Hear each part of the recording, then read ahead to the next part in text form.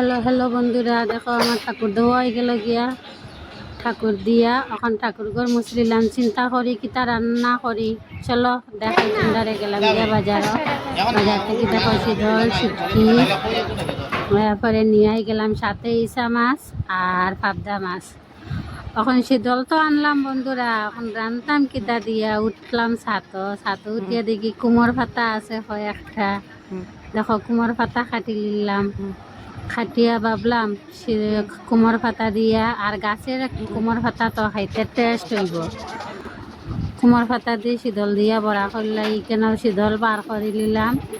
শীতল দেখো বার করিয়া, আর এখানেও কুমোর পাতাগুলা একটু ভালো করে দইয়া আর সাজির মধ্যে দেখো রাখি দিছি।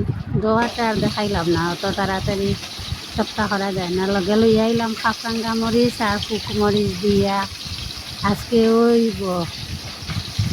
বুঝছো বন্ধুরা, খেয়ে খাইতে পালা পাও। দিকে রান্না বয়াই দিলাম।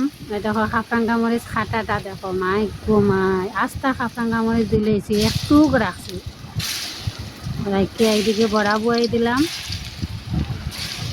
শীতল বড়া। খার খার খাইতে ভালো লাগে শীতল বড়াটা। আজকে তো পেট ভরিয়া খাইম। শীতল বড়া হয়ে গেছে, এদিকে মাছের ঝোল হয়ে গেছে, আলু বেগুন দিয়া পাবদা মাছ দিয়া ঝোল। আর এখানে দেখো শীতল বড়া কমপ্লিট আমার।